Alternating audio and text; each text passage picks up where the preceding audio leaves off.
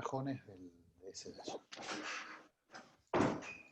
Bueno, bienvenidos, bienvenidas, bienvenides a este panel que se realiza en el marco del 5º Congreso Nacional de Estado y Políticas Públicas que organizamos desde Flaxo Argentina en conjunto con la UMED. El panel se titula Perspectivas para la economía global en el mediano plazo, estrategias de desarrollo e inserción para la región. Me presento, mi nombre es Julieta Campana, integro el área de Estado y Políticas Públicas de Flaxo. Es un placer moderar este panel tan relevante, además, en un contexto en el que, como señalaban hoy ahí por la mañana, en la apertura Luis Alberto Quevedo y Daniel García Delgado, se está votando en Estados Unidos, ¿no? Con todas las posibles implicancias de esa elección en términos geopolíticos y también económicos. En lo particular, este panel, la propuesta es abordar como eje de análisis las perspectivas de la economía internacional en el contexto post-pandemia y las posibilidades también de inserción de los países de la región en ese contexto. Para eso, en primer lugar, es necesario hacer un diagnóstico, ¿no?, del actual escenario internacional para pensar las perspectivas en el mediano plazo, en un escenario post-pandemia, y las estrategias posibles, ¿no?, y también deseables para la región frente al escenario mundial. Por otro lado, también la propuesta es poder analizar la importancia de China en términos geopolíticos y su relación con la región, y en esta misma línea las estrategias de inserción y vinculación, ¿no?, entre China y América Latina en el mediano plazo. Y para finalizar, también nos proponemos en este panel abordar un poco las condiciones políticas y el factor de la inestabilidad política en relación a las posibilidades de inserción internacional. Así que para ello contamos con 3 destacados especialistas, a quienes obviamente agradecemos mucho su participación en este congreso y esta mesa en particular. Yo voy a pasar a presentarlos y ya les cedo la palabra. Nos acompañan Eduardo Crespo, que es licenciado en Economía y en Ciencia Política por la Universidad de Buenos Aires, máster y doctorado en Economía de la Universidad Federal de Río de Janeiro, profesor de Economía Política Internacional también en esa misma universidad, y profesor de la Universidad Nacional de Moreno. Sus principales áreas de interés están referidos a la historia económica, la teoría del comercio internacional y la teoría del Estado, así que gracias, Eduardo, por compartir esta mesa. También nos acompaña Gustavo Girado, que es magíster en Relaciones Internacionales por Flaxo y licenciado en Economía de la UBA. Actualmente Gustavo es director de la carrera de posgrado de especialización en estudios en China contemporánea de la Universidad Nacional de Lanús y es profesor investigador en la Universidad Nacional de La Matanza y en la Universidad de Buenos Aires. También es co-coordinador de la diplomatura en gestión de negocios con China en la Universidad Nacional de Córdoba y docente invitado de posgrado en universidades nacionales, además de ser también fundador y editor general de Asia y Argentina, y fue consultor en los Ministerios de Economía, de Relaciones Exteriores y de Agricultura de la Nación, y es autor de numerosos artículos y libros especializados en el tema. Y también está con nosotros Arturo Laguado Duca, que es licenciado en Sociología, licenciado en Antropología, especialista en Sociología Económica, magíster en Sociología Política y doctor en Ciencias Sociales por la Universidad de Buenos Aires, autor y compilador de varios libros y artículos sobre políticas sociales, la cuestión social y el Estado, y política comparada de América Latina. Arturo ha sido consultor de organismos internacionales en distintos países de América Latina y profesor de diferentes universidades de Latinoamérica, y es profesor de la Facultad Latinoamericana de Ciencias Sociales, en particular es docente también del área de Estado y Políticas Públicas, y de la Universidad Nacional de La Matanza y Universidad Nacional de José C. Paz. Con esta introducción les dejo espacio a los expositores. Luego de las intervenciones vamos a estar habilitando una ronda de preguntas, así que les invitamos a dejar las preguntas en el chat que tienen ahí por debajo, así después podemos recuperarlas desde allí. Así que muchas gracias por estar con nosotros, y Eduardo, te dejo la palabra. Bueno, ¿se me escucha bien? Bueno, Sí, primero perfecto. quería obviamente agradecer esta invitación de participar aquí en este panel, es un honor. Arturo Trinelli, a García Delgado, a Alejandro Casales, a Julieta, Bueno, para mí es bárbaro estar nuevamente aquí, con ahí un panel de lujo. Así que, bueno, voy a dar unos pálpitos, es decir, tenemos que unos 20 minutos, ¿no? Más o menos, entonces voy a dar algunos pálpitos de cómo veo un poco la situación internacional. Eh, Primero quería aclarar que por lo menos desde mi punto de vista es bastante complicado hacer cualquier diagnóstico, no diagnóstico, cualquier pronóstico, digamos, de lo que puede ocurrir en los próximos años, obviamente porque siempre vivimos un periodo incierto, pero este es un periodo particularmente incierto. No me parece que la pandemia sea apenas un episodio pasajero, que, en fin, una vez que aparezca la vacuna, en fin, podremos olvidar fácilmente, no solo por sus efectos de largo plazo, que generalmente están, hay quien dice, no, mirá, toda la pandemia no va a cambiar nada, en el mejor de los casos puede profundizar alguna tendencia que ya existía. Bueno, puede ser, eso todavía no lo sabemos. Lo cierto es que ya vemos que cambió algunos panoramas que pensábamos hace un año atrás, es decir, hace un año atrás todo el mundo daba por descontado, por ejemplo, el triunfo de Trump, y ahora no sabemos, no solo no sabemos si va a ganar o va a perder, la mayoría dice que lo más probable es que pierda, sino que, digamos, podemos ver hasta una implosión en el propio Estados Unidos, es decir, en estos días. Es decir, estamos frente a un escenario, digamos, de gran tensión en Estados Unidos y creo que la pandemia jugó su parte en ese proceso. Si uno mira en términos históricos, fenómenos como esta pandemia, que fue mucho más leve que otras, pero que ya da para ver sus efectos globales, son fenómenos sumamente desglobalizadores. Es decir, si uno ve, por ejemplo, diría la más importante de la historia, fue la peste negra en el siglo XIV. Digamos, había un sistema, un corredor que iba desde China hasta Europa Oriental, pasando por Medio Oriente, Mar Negro, el Mar Caspio, el norte de la India, etc. Y aparece una pandemia que implosiona el imperio mongol, y a partir de ahí tenemos una fragmentación que va a durar varios siglos más y que va a disparar una serie de procesos como, por ejemplo, la salida de los europeos al Atlántico, etc. Entonces, en principio son fenómenos desglobalizadores, son fenómenos que tienden a romper espacios. Obviamente estamos en una época diferente, una época donde hay ciencia, donde hay vacunas, donde hay tratamientos, donde hay un conjunto de cosas que hacen que estos fenómenos sean diferentes, pero igual estamos frente a un escenario también.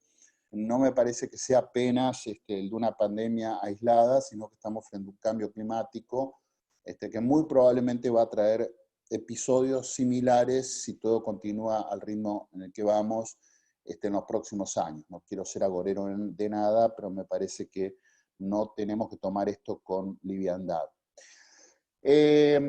Ahora, en términos de la economía mundial, me parece que esta pandemia llega en un contexto en donde, más allá de que algunas economías, diría principalmente la economía norteamericana, ya parecía haber superado los efectos de la crisis de 2008-2009, en términos generales esa crisis todavía no había sido superada. Algunas economías, por ejemplo las europeas, son más chicas, antes de la pandemia eran más chicas que en el año 2008, 2007, incluso en algunos casos más chicas que en el año 2000. Es decir, muchas economías no se habían, economías de países centrales, estoy hablando, todavía no se habían recuperado de la crisis de 2008-2009, y arriba llega una pandemia. En el caso de Estados Unidos ya había una recuperación en términos de PBI, pero los efectos políticos no se habían revertido, es decir, Trump ya era el emergente de una economía y una sociedad en crisis, y a esto se le agrega la pandemia. Y esto llega también en un contexto en donde, por lo menos hasta la pandemia, los países asiáticos aparecían como los grandes, digamos, los grandes protagonistas de la economía mundial de los últimos años, y en este sentido sí creo que la pandemia tiende a reforzar algunas tendencias que ya en este sentido tiende a reforzar tendencias que ya estábamos vistos. Todo indica que las principales economías asiáticas o principales países de Asia, obviamente con principal énfasis en China, han logrado, pese a que la pandemia se dispara desde allí, han logrado con mucho más éxito superar los efectos de la pandemia, prácticamente no tienen más casos, han logrado una efectividad en el tratamiento de este problema que no se observa en Europa, que obviamente no se observa en Estados Unidos, y ni hablemos de América Latina, lo cual nos hace pensar que frente a los desafíos que se ven en las próximas décadas, los países del Asia, me parece que, a juzgar por lo que estamos observando, van a ser los que mejor van a saber sobrellevar este tipo de desafíos, digamos. En el caso, digamos, hay mucha discusión sobre esto, el tema de si es porque son dictaduras o si es porque por algún otro motivo. Yo entiendo que no, dictaduras hay muchas, es decir, estados con capacidad de represión, lo estamos viendo en todos lados, hay en todas partes. Ahora, con capacidad de intervención, con eficacia, que uno está observando en el Asia, no se observan. No estamos observando en Occidente, no estamos observando en América Latina, no estamos observando en Estados Unidos. Es decir, acá hay lo que Michael Mann llama un poder infraestructural, una capacidad de intervención, una penetración, una capilaridad sobre la sociedad que no estamos observando especialmente en Occidente, sino todo lo contrario. Diría que en el caso de Occidente la pandemia tendió a acelerar la polarización, las grietas, y en el caso de Estados Unidos, como ya dije, esto tendió a profundizar, digamos, una situación de disolución que ya se observaba desde antes, y no sabemos si no entramos el día de hoy, casualmente el día de hoy, en una crisis de tipo institucional. Ahora, de esto, digamos, si uno tiene que hacer un diagnóstico, diría que pese a este contexto, dejo esto un poco para la polémica, si uno observa por el lado de las finanzas, diría la pandemia, y todo indica que la post-pandemia, llamémoslo así, no va a comprometer la hegemonía del dólar. Si el dólar seguirá siendo la moneda central de las transacciones internacionales, y aquí no me estoy refiriendo a la Argentina, en nuestro hábito cultural por el dólar, este tipo de cosas, diría, todas las crisis que venimos observando, desde el atentado a las Torres Gemelas del 2001, la crisis de 2008, que tiene como centro Wall Street, ¿no? La actual pandemia, todos estos fenómenos han tendido a reforzar la posición del dólar en el sistema internacional. Si hay una corrida hacia la calidad, una corrida hacia el dólar, se refuerzan los títulos públicos norteamericanos. Es decir, seguiremos viendo un mundo, por lo menos por los próximos años, no estoy hablando de décadas, un mundo todavía centrado en la moneda estadounidense. Esto creo que no compromete tampoco el poder militar de los Estados Unidos. Estamos acá, solo para dar un paneo, el presupuesto militar de los Estados Unidos es más o menos 2/3 del presupuesto militar de todo el resto del mundo junto. China todavía ronda 1/3 del presupuesto militar norteamericano, por no decir 1/4, y es el segundo. No, digamos, tienen 800 bases militares en todo el mundo, tienen todavía unas 12 portaaviones. Me parece que estos son datos muy importantes para entender un poco, incluso el ordenamiento del comercio internacional, ahora me voy a referir un poco a esto. China tiene, en el mejor de los casos, 2 portaaviones, 1,5, ¿no? Por lo menos el último dato que tengo, acá Gustavo, que es el más especialista, quizás me pueda corregir. Y tampoco creo que esto compromete dos cosas más. Por un lado, todavía, por un tiempo largo, la hegemonía tecnológica de Estados Unidos, más allá de que este punto me parece sí más comprometido en los últimos años. Es decir, aquí creo que hay algunos elementos que ponen, digamos, en discusión este elemento. Es decir, básicamente el avance chino en esto es fenomenal, pero me parece que en este punto todavía los norteamericanos cuentan con una ventaja muy apreciable, y tampoco pone en cuestión, entiendo, el poder de las multinacionales norteamericanas. Ustedes miran, por ejemplo, las mayores 500 empresas del mundo, la presencia de grandes corporaciones norteamericanas sigue siendo muy, muy significativa.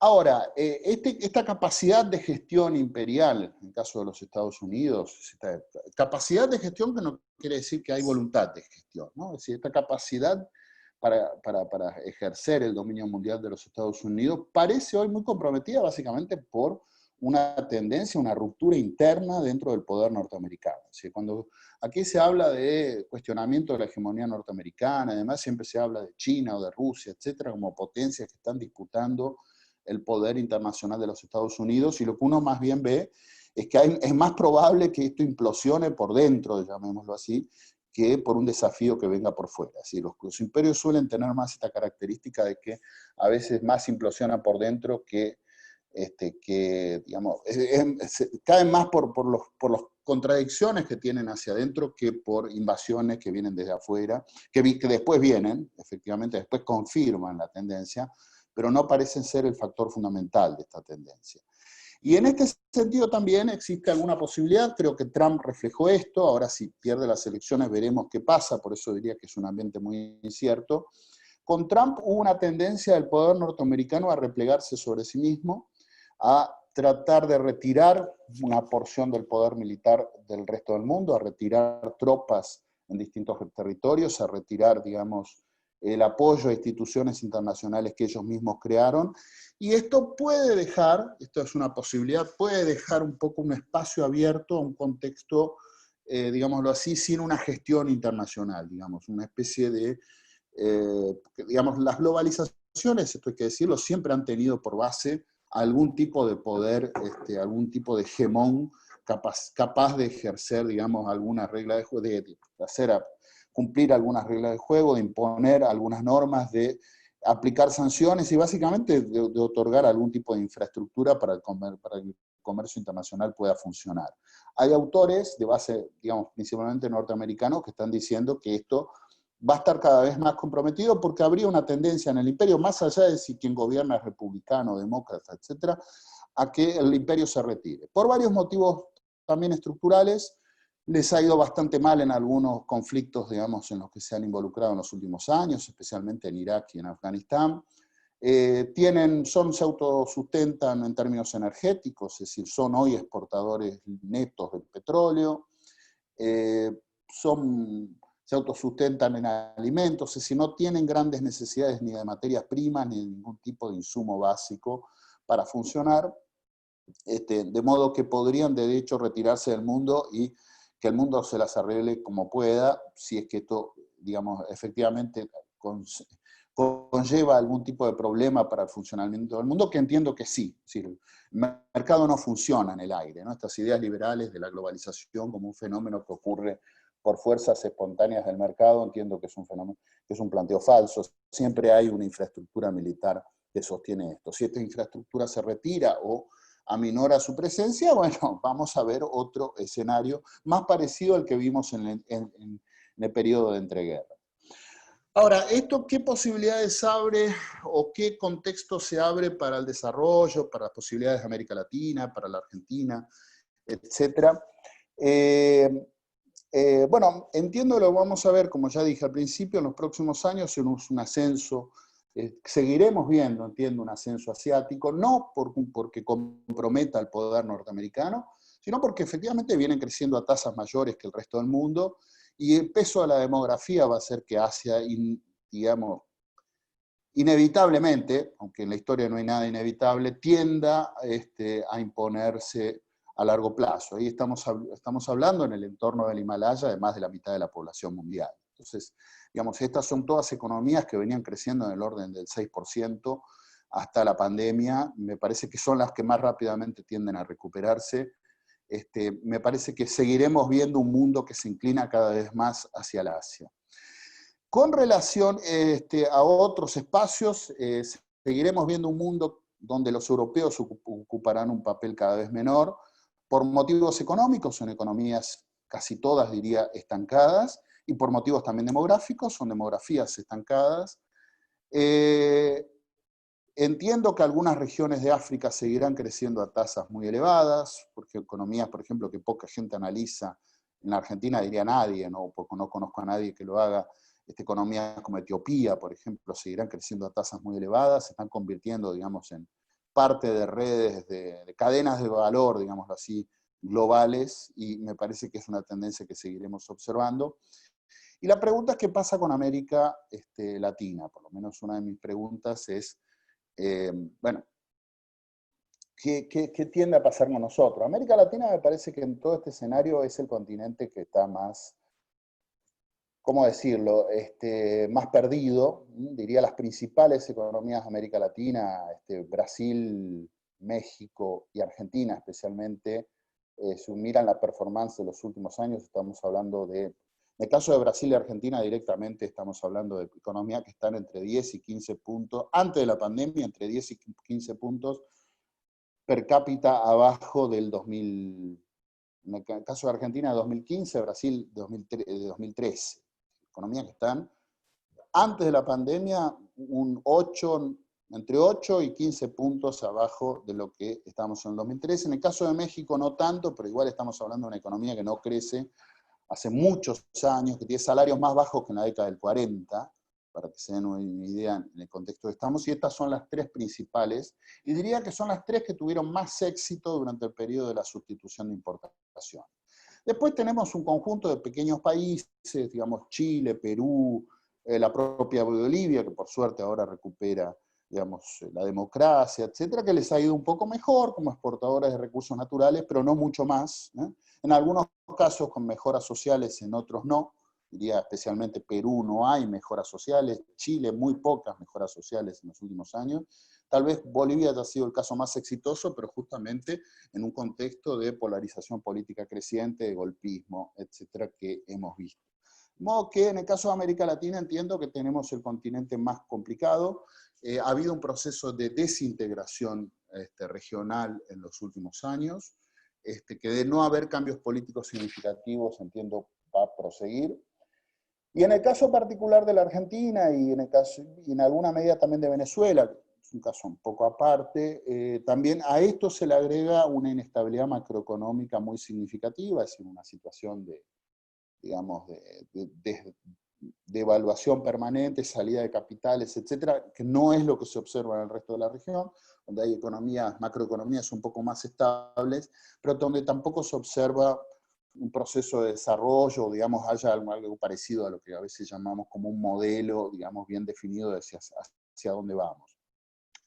¿Qué perspectivas para el desarrollo hay? Bueno, ahí me parece que hay distintos contextos. En el caso de la Argentina, lo primero que tiene que hacer, lo básico que tiene que hacer es tratar mínimamente de estabilizar su situación macroeconómica, de tratar de frenar esta corrida hacia el dólar, de tratar de evitar alguna, digamos, surtos, digamos, los surtos es en portugués, raptos, digamos, hiperinflacionarios, es decir, en la medida que logre estabilizar la economía ya habremos logrado algo, pero más a largo plazo me parece que estamos frente a un escenario muy complicado porque, digamos, las élites de la región, por lo menos hasta ahora, no tienen un programa, digamos, no se pliegan a un programa de desarrollo, no parecen apuntar a nada parecido a un proceso de desarrollo.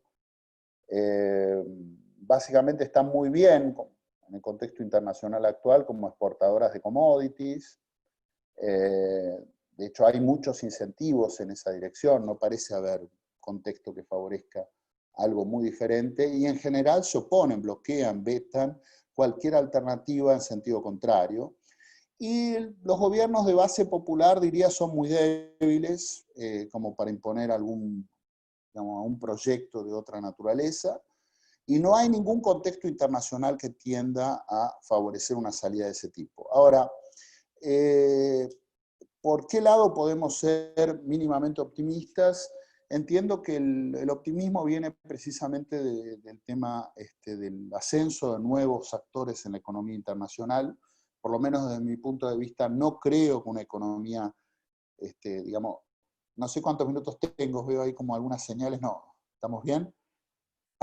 En una economía, digamos, una economía y una política internacional completamente gobernada por el poder estadounidense, veo muy improbable que las economías de América Latina tengan alguna chance de, digamos, muy distinta de la que hemos visto en las últimas décadas.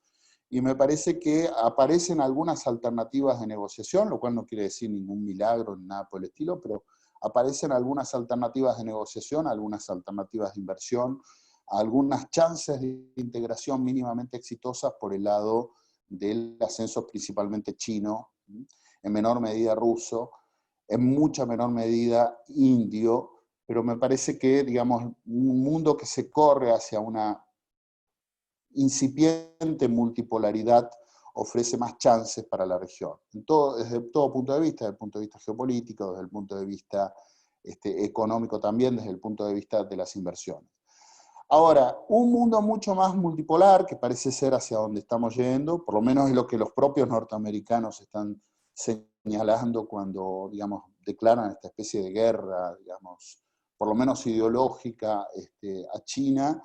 Un mundo mucho más multipolar, si bien ofrece más posibilidades desde el punto de vista económico, también significa mucho más riesgos desde el punto de vista político, en el sentido de que vamos hacia un continente, ya estamos en un continente en donde quien se aproxime, por ejemplo, a los chinos y a los rusos, va a tener una fuerte oposición, eventualmente bloqueos, vetos, sanciones, zancadillas, digámoslo así, del poder norteamericano, que todavía sigue teniendo una presencia muy grande en la región.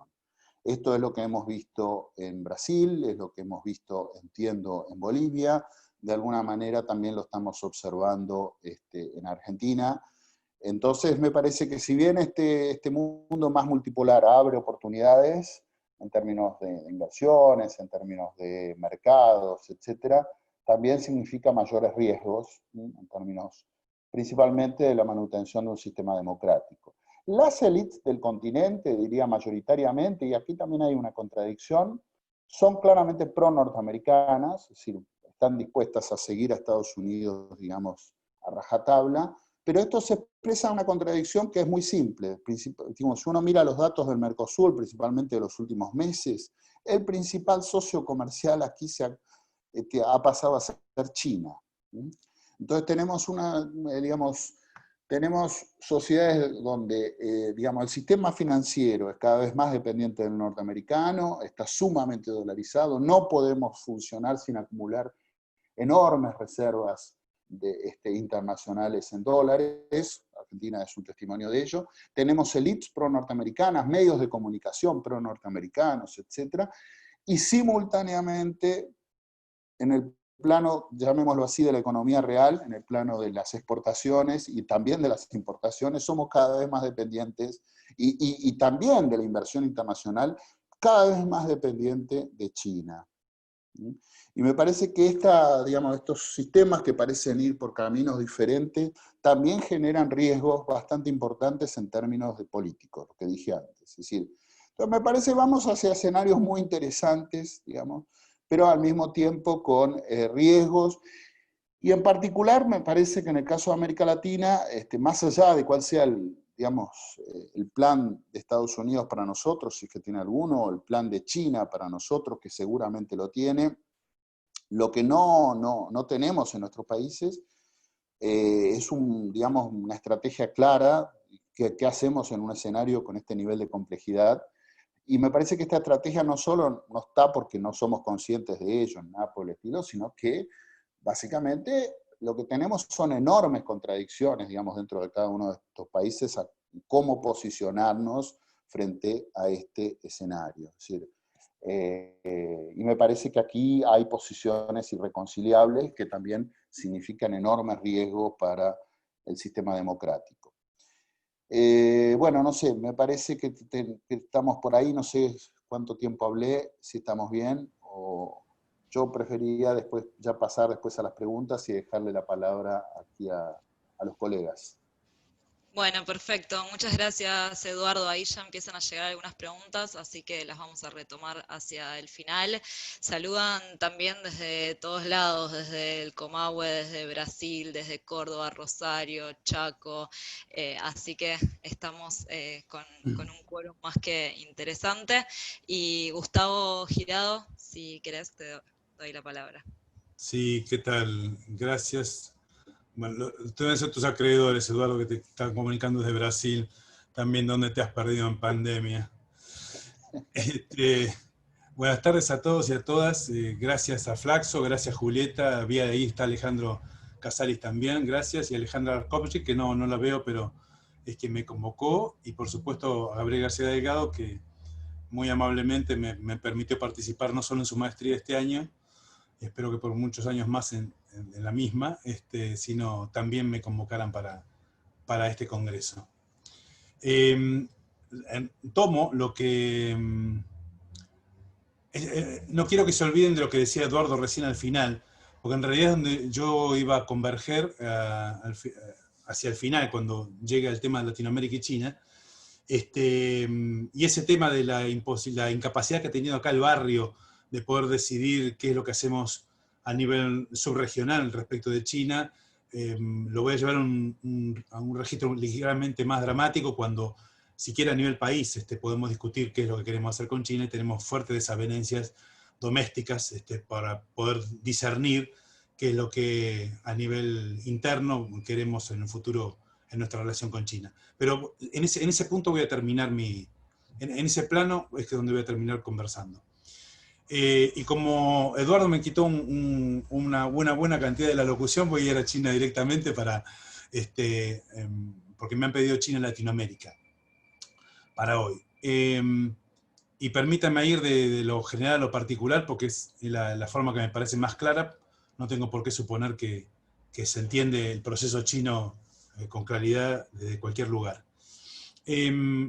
Hace tiempo, de alguna manera, como también lo estuvo advirtiendo recién Eduardo, que el centro de gravedad del espacio de generación de riqueza se ha ido trasladando desde el Atlántico hacia el Pacífico, y para que esto tuviese lugar ha habido un par de pivotes que han sido fundamentales para que esto tenga lugar, que son la India y básicamente la República Popular China, que es por lo que me han convocado a mí hoy.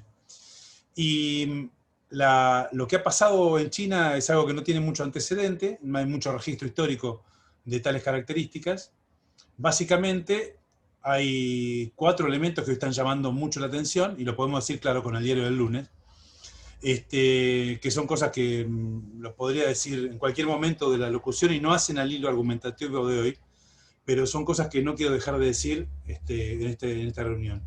En primer lugar, no quiero dejar de comentarles el hecho de que en China, con sus políticas desde la revolución hasta aquí, pero muy especialmente desde la muerte de Mao, si se me permite, se ha conseguido quitar de la pobreza, sacar del lugar de la pobreza, en cualquier categoría analítica que se use, la del Banco Mundial, la del Fondo Monetario, lo que quieran, aproximadamente más de 800 millones de personas. Y eso lo ha hecho con políticas específicas para que eso tenga lugar. Ha habido una política de consolidación del poder político del Politburó, y eso ha requerido que la gente esté mejor. Elevar el nivel promedio, el nivel de bienestar de la gente, en forma lenta, paulatina, sin prisa, pero como suele decirse, sin pausa, ha sido un requerimiento específico del Partido Comunista Chino para no volver a tener otro Tiananmen. Y para eso hizo políticas para sacar a gente de la pobreza. Y lo que tenemos de China en ese proceso es, partiendo de una economía que era básicamente campesina y empobrecida, allá a fines de la década del 70 del siglo pasado, tenemos hoy una economía básicamente urbana e industrial, y aquella economía que era centralmente planificada en un 100%, hoy es una en la cual los esquemas de fuerza de mercado, los esquemas mercantiles a la occidente, tienen mucha mayor vigencia en el cotidiano de todas las personas. Y esto sucedió en términos relativos en muy poco tiempo.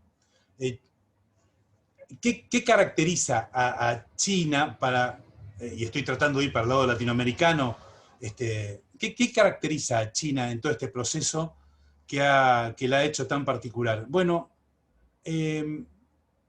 teniendo solo 15 minutos para este punto, yo estaba pensando en qué aspectos rescatar del proceso, y hay uno que me parece indispensable y que me parece bien trabajarlo. Es que en China, una vez que muere Mao, cuando ganan, digamos, lo que vendría a ser, desde nuestro punto de vista, los reformistas con Deng Xiaoping, tiene lugar una serie de políticas para el desarrollo, una suerte de enclaves, de ensayos capitalistas en la costa este del país, primero en 3 lugares, y luego, dado el éxito macroeconómico que se consigue, ese proyecto se traslada a otras 54 regiones del país, en donde por primera vez en el año 79 se permite la radicación de inversión extranjera directa. Son las famosas zonas económicas exclusivas, donde el dinero va a China para aprovechar el factor que tienen abundancia y barato, que es la famosa mano de obra. Y ese es el primer motivo por el cual la inversión extranjera directa va a China, para aprovechar esa capacidad tremenda que tiene de al convertirse en una gran plataforma de exportación. Es decir, China no en el mercado en sí, sino que el dinero va a China para aprovechar lo que China tiene en abundancia. Ahí van las transnacionales y disfrutan, permítanme las comillas, disfrutan en esos lugares, esas zonas económicas, de distinto régimen laboral, de la posibilidad de usar divisa extranjera para comerciar, de otro régimen jurídico, etc. Es tal el éxito que ese esquema se traslada a otras zonas geográficas del país, y ahí en gran parte se explica en buena dimensión el éxito macroeconómico que tiene China hacia el fin del siglo pasado. Pero la inversión extranjera directa a China también va por otros motivos, otros tres, y los voy a mencionar rápidamente. La segunda etapa de inversión extranjera directa que va a China, a fines de la década del 80, comienza la década del 90, tiene que ver con que China ya se había convertido en un mercado en sí misma. Entonces hay una segunda oleada de erradicación de inversión extranjera, pero no es greenfield, no es una nueva inversión sobre donde no había inversión extranjera, sino que es para una ampliación de la inversión ya radicada, en virtud que China ya se había convertido en un mercado en sí mismo. Por lo tanto, en la medida que la gente en China tiene un mejor nivel de bienestar promedio, puede acceder a otro tipo de vestimenta, es decir, los productos mano de obra intensivo de baja composición tecnológica en China encuentran un mercado. Y es un mercado tremendamente grande y potencialmente muy importante.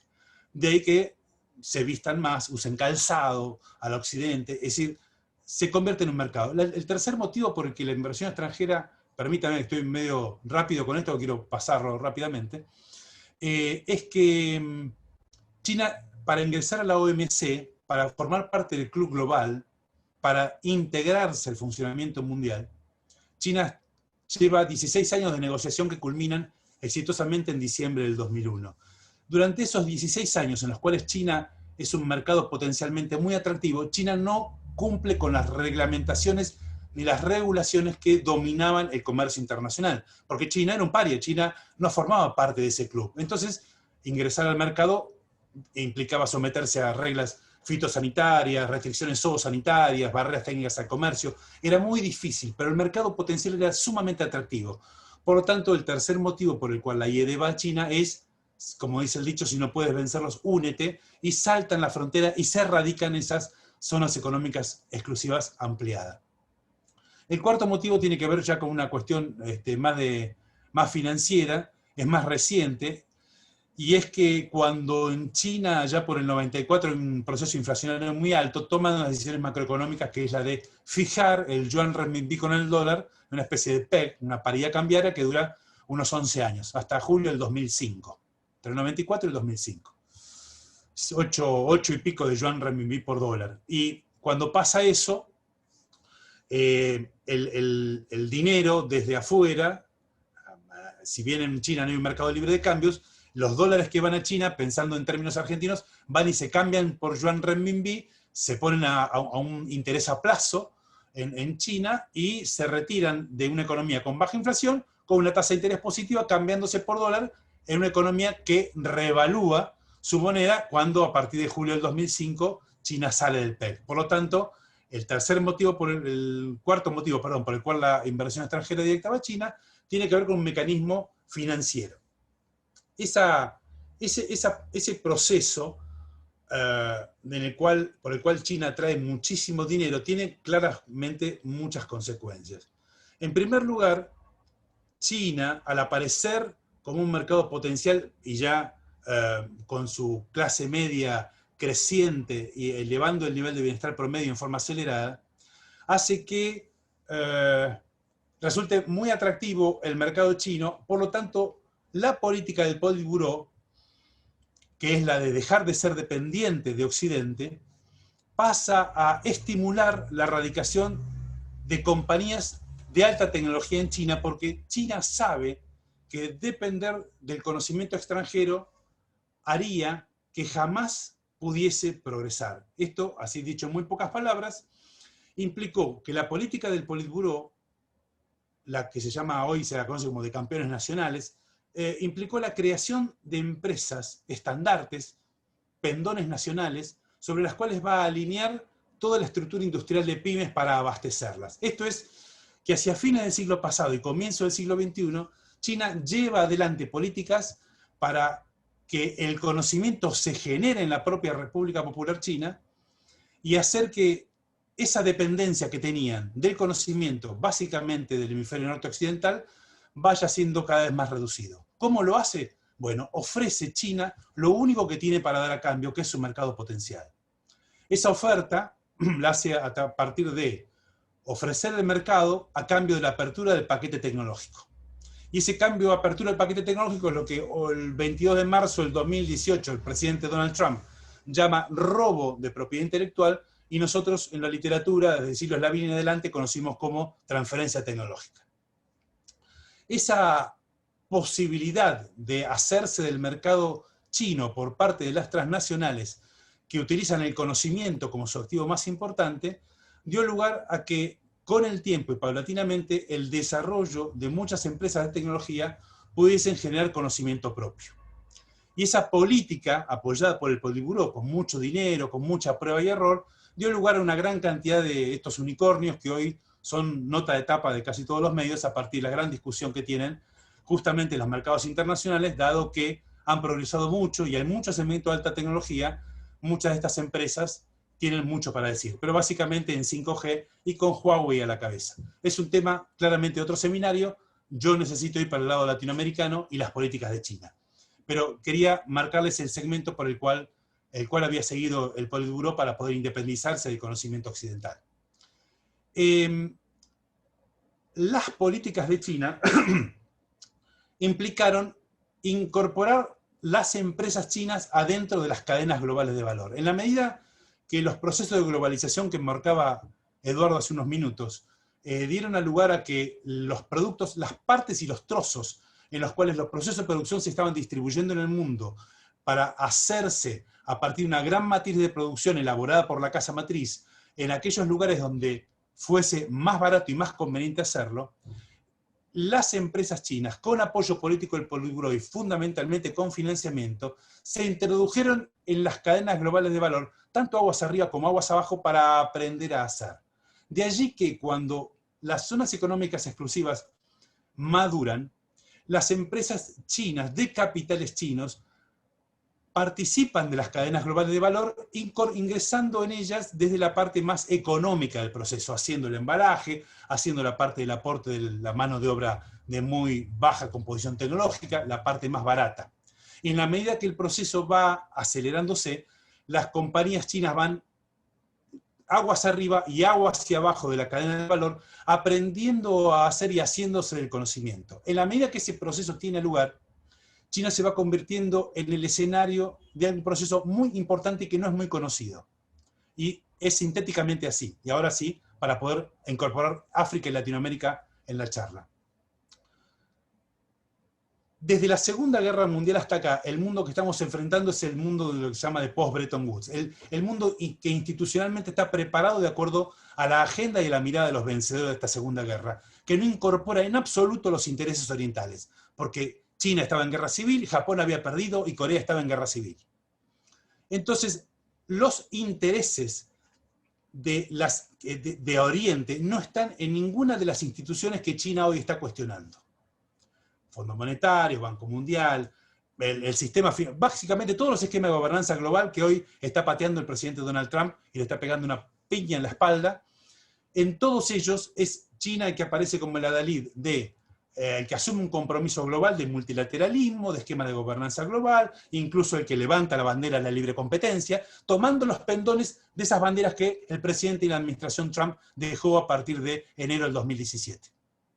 ¿Por qué digo esto? Porque necesito enfatizar el hecho que China se ha convertido en el principal destino de las exportaciones de sus 14 vecinos. Y esto lo digo con cierta firmeza por lo siguiente. Porque luego de la Segunda Guerra Mundial, el principal destino de las ventas de todas las 15 economías del Asia y el Pacífico eran los Estados Unidos de Norteamérica, porque el ciclo de negocios norteamericano, cada vez que iba en alza, traccionaba las importaciones desde el Asia y el Pacífico, donde la mano de obra intensiva hacía el producto barato de baja composición tecnológica que permitía ascender el nivel de riqueza en Estados Unidos y, por supuesto, elevaba la acumulación del capital en Asia, que justamente creció mucho, como bien marcó Eduardo hace unos minutos, a partir de economías que acumularon capital a partir de sus mercados externos, es decir, exportando, el famoso modelo de acumulación de Asia. Ese modelo ahora está siendo cuestionado por China porque le pega una patada en el espinazo, ya que no solo compite con productos mano de obra intensiva, sino también compite en los segmentos de alta tecnología. Entonces, China ahora es el principal destino de las ventas de las 14 economías que la rodean, es decir, China, Japón, Corea, Hong Kong, Taiwán y las 10 economías del ASEAN. Esas 14 economías le venden a China las partes y piezas de bienes de capital que en China adoptan el formato final. Por eso China se convierte en el exportador principal del mundo, desde el 2012, y ahora se los cuento en detalle. China se convierte en el principal exportador, pero no significa que el producto sea made in China o hecho en China, o los dueños de ese producto sean de capitales chinos, sino que las transnacionales radicadas desde el 79 en China están exportando desde allí, incorporando las partes que traen desde Japón, desde Corea, de Taiwán y de Malasia, Indonesia, Myanmar, Camboya, el Sultanato de Brunei y demás. Esto es, los trozos de las partes y piezas de bienes de capital que se hacen en los países vecinos van y adoptan el formato final en los joint venture y empresas, por ejemplo, Toyota sucursal Beijing, Samsung sucursal Shanghai, y desde allí se exportan al mundo. Por lo tanto, aparece el producto llegando a Argentina, llegando a toda Latinoamérica, toda África, pero fundamentalmente al hemisferio norte occidental, como hecho en China, pero el dueño del capital es Motorola, es Volkswagen o es Ford.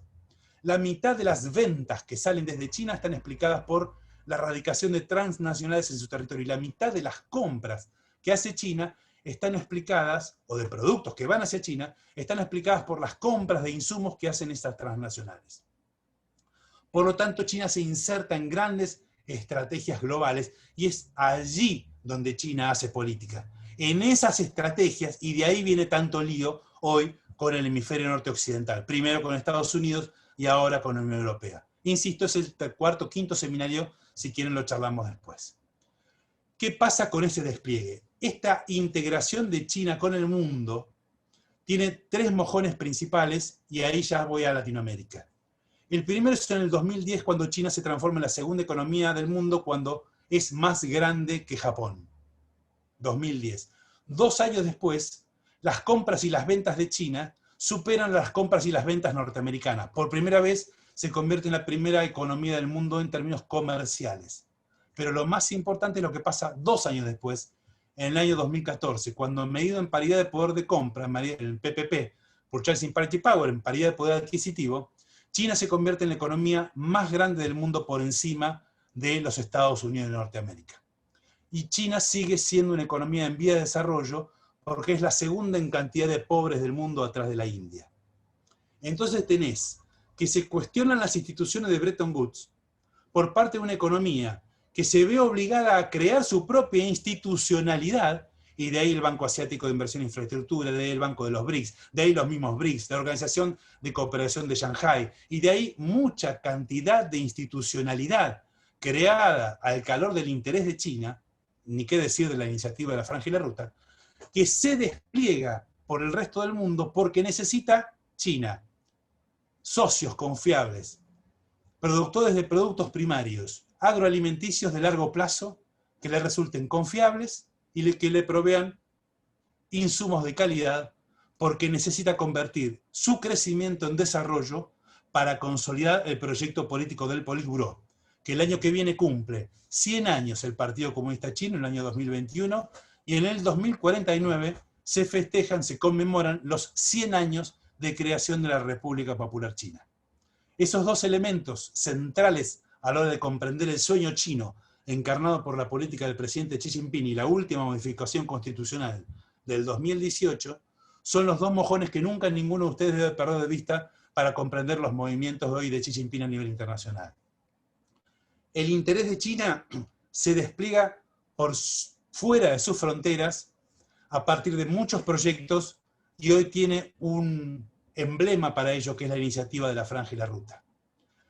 La iniciativa de la Franja y la Ruta y el Banco Asiático de Inversión e Infraestructura, que están muy ligados institucionalmente, y no me voy a explayar sobre eso, sí tienen que ver con África y con Latinoamérica. Porque son sobre los cuales transitan aquellos 3 excedentes de oferta que tiene China, que son infraestructura, financiamiento y tecnología. ¿A qué no saben de qué carece África y Latinoamérica? De infraestructura, de tecnología y de financiamiento. De allí que, en lo que va del siglo XXI, y desde que China es miembro de la OMC, diciembre del 2001, que la vinculación de China con el resto de las economías del mundo, pero básicamente con el hemisferio sur, se ha desplegado a partir de la iniciativa de la Franja y la Ruta en forma por 3 rutas marítimas y 3 rutas terrestres, llegando ya por la terrestre hasta Lisboa, en Portugal, en tren, y llegando hasta el Cuerno de África por las rutas marítimas hasta lo que es Somalia. Pero desde hace 4 años a esta parte, Latinoamérica ya ha sido incorporado como un capítulo propio dentro de las reuniones de la CELAC China. Y ahí vamos. ¿Cómo estoy de tiempo, Julieta? ¿5? Estamos bien, sí, perfecto, no hay problema. Latinoamérica, y ahí sí, creo que me apuré para enganchar con lo de Eduardo, que había estado muy inteligente en su final, y quería no dejar reposar mucho esos comentarios. La mirada de China sobre Latinoamérica y sobre los países en vía de desarrollo, pero voy a hablar de Latinoamérica casi en exclusivo, es distinta a como nosotros miramos a la República Popular China, que no solo para nosotros es distante geográficamente, sino que la mayor distancia es cultural. Y sobre eso es donde más está trabajando China en términos del famoso soft power. Las dificultades de vincularse de China con aquellas culturas que son tan diferentes, pero de las cuales requiere mucho, por ejemplo, algún tipo de asociación de largo plazo, como por ejemplo la alcanzada con Argentina y con otros, Brasil, Chile, Cuba, Venezuela, asociación estratégica de tipo integral, en donde las cuestiones de inversiones y de comercio han sido ampliamente superadas por cuestiones de razonabilidad política, posiciones de organismos multilaterales, pero básicamente esquemas de defensa, cuestiones de ¿cómo se dice?, de intercambio tecnológico y aspectos que tienen que ver con el desarrollo.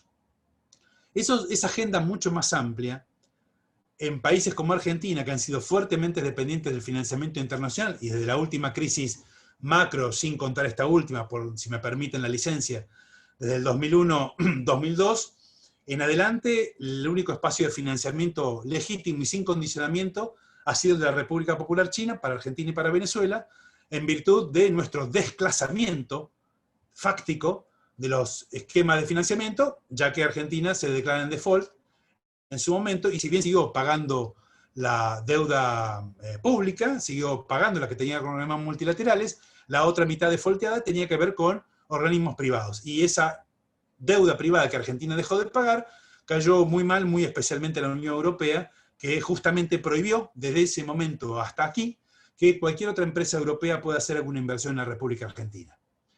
Ese desclasamiento, si se me permite, por parte de aquellos que vinieron en los barcos, como dicen la poesía medio berreta que se popularizó por aquí, que han sido nuestros padres y nuestras madres, en tanto España e Italia fundamentalmente han sido el foco de la colectividad que desde Europa nos colonizó,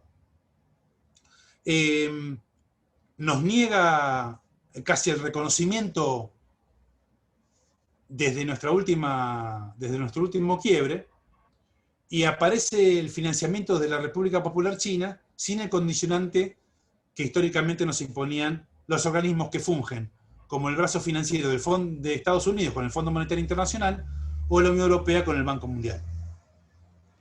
Entonces, la República Popular China, frente a economías que desde nuestro lugar nos vemos muy heterogéneas y con mucha diversidad y con voz propia, China nos ve, desde mi muy modesto punto de vista, como proveedores de materia prima con una suerte de homogeneidad muy importante y que le cuesta mucho distinguir, en tanto más allá de México y Brasil, que claramente sobresalen por su gran mercado potencial, su tamaño, especialmente en el caso de Brasil, pero básicamente por su carácter político en el caso de México, el caso emblemático de Brasil, como el gran pulso sobre el cual el resto de Latinoamérica se venía moviendo en las últimas décadas. El vínculo de China con las economías latinoamericanas, les decía, cobró impulso político a partir del hecho que China promueve tener un solo interlocutor. Ese solo interlocutor lo estimuló, lo generó y hasta el mediano decirlo que hasta casi lo formateó a gusto y piacere la República Popular. Se llama la CELAC. Y más allá de nuestra intención política de darle un rictus casi emblemático a una serie de entidades, el hecho de que la CELAC exista está muy vinculado a que China promovió el diálogo birregional entre China y la CELAC a partir de encontrarse con todos los representantes políticos de los poderes ejecutivos en una sola instancia, y de allí la primera reunión en enero del 2016, si mal no recuerdo, y la segunda en marzo del 2018 en Santiago de Chile, la primera había sido en Beijing, entre China y la CELAC. Pero tomando lo que había dicho Eduardo, no solo de esas reuniones, yo me permito decir que no aparece nada llamativo, sino que nosotros al interior de la subregión, del subcontinente americano, de Sudamérica, hemos todavía discutido qué es lo que queremos hacer con China. No solo en el Mercosur, siendo siquiera ambiciosos, sino que ni entre el Mercosur y la Alianza del Pacífico o algún otro organismo subregional nos hemos mirado las caras para poder tener una agenda común y siquiera un menú de requerimientos para poder estar espalda contra espalda y poder sentarnos frente a la segunda o primera, eventualmente, economía del mundo para poder negociar alguna cuestión que nos resulte relativamente más atractiva al momento de saber perfectamente qué es lo que China requiere de nosotros. Se lee perfectamente en el balance comercial con Brasil con el mineral de hierro, Argentina complejo oleaginoso, Chile con el cobre, Perú con el oro, Bolivia con el estaño, Uruguay con la soja, Venezuela con el petróleo, Ecuador con los pescados. Todas nuestras balanzas comerciales en 2008, 2007, 2006, 2009 inclusive han sido tremendamente superavitarias gracias a la impresionante aspiradora de commodities que ha sido la República Popular China. Eso lo ha convertido, como todos ustedes saben, en el principal, segundo, eventualmente el tercer socio comercial de todos nosotros. En una de nuestras principales fuentes de divisas, pero lo más importante, por primera vez en 80 años permitió revertir el famoso deterioro de los términos de intercambio de la tesis Previs-Sinja. No había pasado antes y esto ha tenido lugar en este siglo XXI, en la primera década, gracias a la demanda china. Si se quiere, gracias a la demanda de la India también. Pero en todo caso, gracias a ese círculo imaginario que incluye, poniendo un compás en la península de Malaca y un círculo que abarque a Pakistán y la India, a más del 53% de la población del mundo, que es toda esa región que es la bahía, digamos, de Shanghái con Beijing y todos los países de la península de Malaca, incluyendo a Japón. Ese que es el lugar más prominente del mundo en términos de dinámica y de comercio mundial en este momento. Ahora bien, Latinoamérica, les decía, no ha discutido, desde mi modesto punto de vista, qué es lo que quiere hacer con China, pero también nosotros, a nivel país, nos debemos una interesante discusión, porque nosotros también, incluso los propios partidos políticos mayoritarios dentro de la economía argentina, no tienen en claro qué es lo que desean hacer con China, en tanto cada vez que les toca gestionar el Poder Ejecutivo, la verdad es que la agenda se la han pedido a la República Popular China. ¿Cómo nos damos cuenta de eso? Es muy sencillo. Si ustedes toman el documento de cada una de las reuniones CELAC China, que se lee por parte del Poder Ejecutivo chino antes de la reunión, y ven cuál es el firmado por todos los cancilleres o vicecancilleres de Latinoamérica y el Caribe luego de la reunión, se ven que ese documento no tiene ningún cambio y ni siquiera un punto y coma ha sido modificado. Por lo tanto, el aporte de las economías latinoamericanas y del Caribe ha sido virtualmente nulo para cada uno de esos documentos que hablan en forma muy interesante del devenir, de lo interesante que puede hacer una relación futura, muy amistosa, muy interesante, con mayores vínculos, pero como muy bien decía Eduardo, yo pongo en duda el hecho de que la República Popular China quiera eventualmente progresar más allá de lo que Latinoamérica le permita, en tanto este sigue siendo un espacio de influencia geopolítica norteamericano que hoy está decidiendo fácticamente qué es lo que va a hacer en su relación con China. Hoy está decidiendo Estados Unidos quién va a ser su futuro presidente, y en todo caso, el bipartidismo del Parlamento norteamericano no deja mucho lugar a dudas de imaginarse que no va a haber grandes cambios más allá de alguna cuestión casi estética. Pero en términos objetivos no podría haber muchos cambios. Puede ser que la relación con China, desde el punto de vista norteamericano, con Trump, tenga otro sesgo, quizás un poquito menos enfático, pero no creo que sea muy distinto con Biden, porque en las distintas comisiones del Parlamento norteamericano, del Congreso norteamericano, en las cuales es mayoría demócrata, en ellas, de esas comisiones, es desde donde han salido los documentos más duros para imponerse, para que Estados Unidos imponga sanciones no solo comerciales, sino también en términos de derechos humanos por las cuestiones de Xinjiang, por la cuestión de Hong Kong, por las cuestiones del Tíbet, contra la política de la República Popular China. De las comisiones del Parlamento norteamericano, donde hay mayoría demócrata, este es donde han salido los documentos más duros. Y como yo hoy decía, a la mañana en un medio local, yo estimo que el presidente Donald Trump incluso ha sido un elemento bastante importante para que la relación entre China y Estados Unidos aún incluso progrese ligeramente hasta alcanzar el acuerdo de fase 1 del 22 de enero del 2020,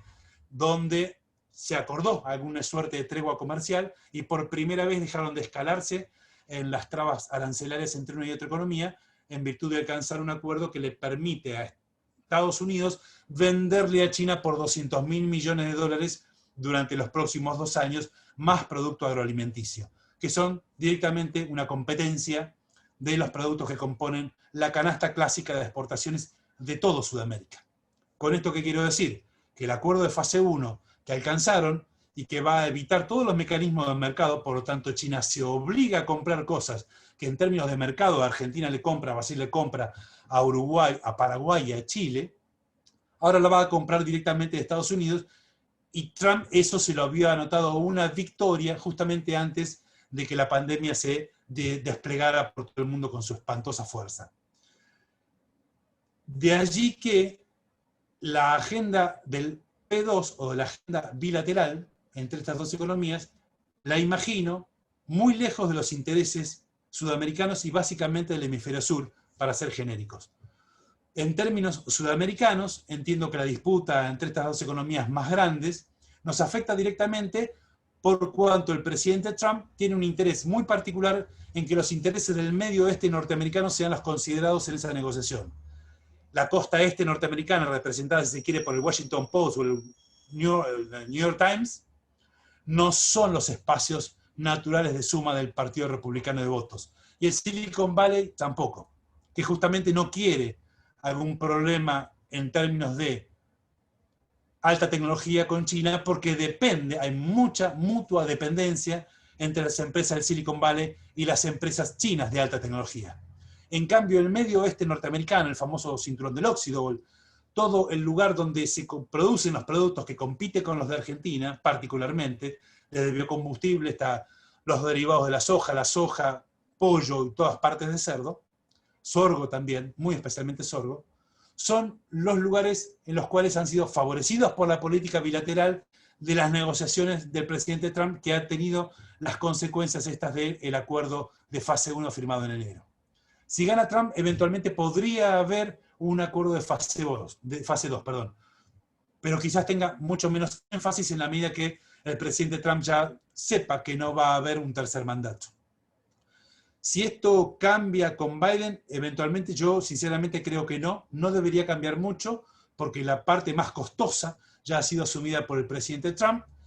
Hay un acuerdo que le conviene a Estados Unidos enfatizar, mantener y eventualmente convencer a China de alcanzar un acuerdo de fase 2, pero con el presidente Biden, me lo imagino, podría tener algún otro tipo de cosmética o estética, pero no lo veo muy diferente, porque sigue siendo el acuerdo bipartidista, como en las malas traducciones dicen bipartisano, el que está llevando adelante la política exterior norteamericana en lo que hace al nivel de la relación con China. No es el Ejecutivo norteamericano si se me permite, ha estado la saga del Parlamento, y en estos 4 años ha sido el Ejecutivo norteamericano el que ha eventualmente permitido que la relación entre las tecnológicas de una y otra economía aún continúen. De hecho, las anulaciones de las sanciones a Huawei para poder seguir vendiendo en Estados Unidos y abasteciéndose de Estados Unidos han tenido directamente que ver con la intervención directa del Ejecutivo norteamericano y no del Parlamento, porque el Parlamento pretende de que esas sanciones tengan efecto directo. Por supuesto, Julieta, me podría quedar un par de días sin interrupción hablando de esto, pero me parece que para las preguntas he dado bastante de comer. No sé si te parece prudente parar aquí, Julieta.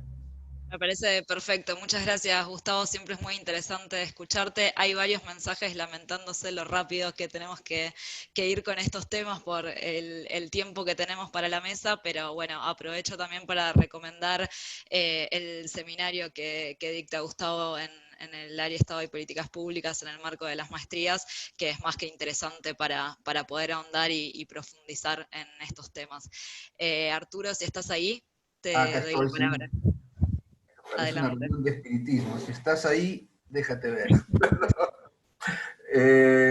Bueno, muchas gracias a Flaxo, muchas gracias a Julieta, muchas gracias a Daniel García Delgado, a Alejandra, a todos aquellos que me invitaron para este panel con tremendos expositores al lado mío.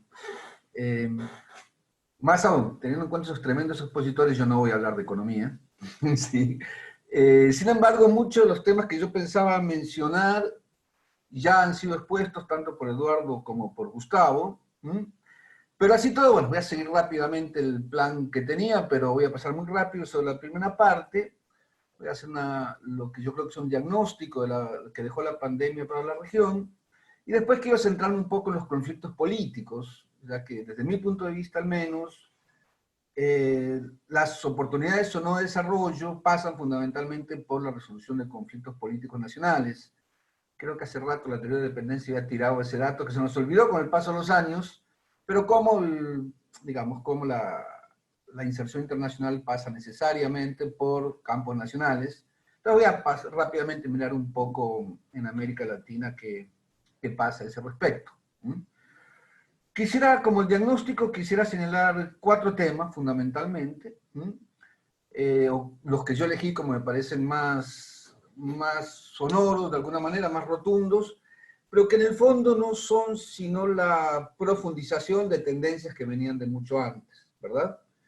Que es, por un lado, la caída regional del PBI y el incremento de la desigualdad, es uno de los datos duros que tenemos. Algo que ha sido ya mencionado aquí, la ratificación de un ascenso de China, la crisis de la globalización neoliberal y la declinación de la hegemonía, que es una cosa distinta, ¿cierto? De la hegemonía en el sentido gramsciano, de la hegemonía del pensamiento neoliberal. Voy a mencionar rápidamente estos temas y después, si tenga tiempo, desarrollo un poco más. Arturo, disculpa, no sé si querés compartir el PPT o si... Bueno, sí, compartamos, sí, ya que estamos. Si lo encuentro.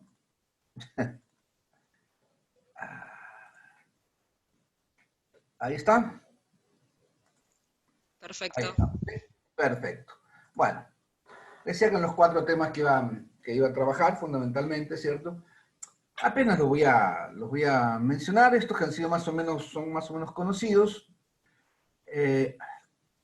A ver, respecto a la caída del PBI, más los datos que daba el fondo hacia junio, más o menos una caída regional aproximadamente del 10% del Producto Bruto Interno.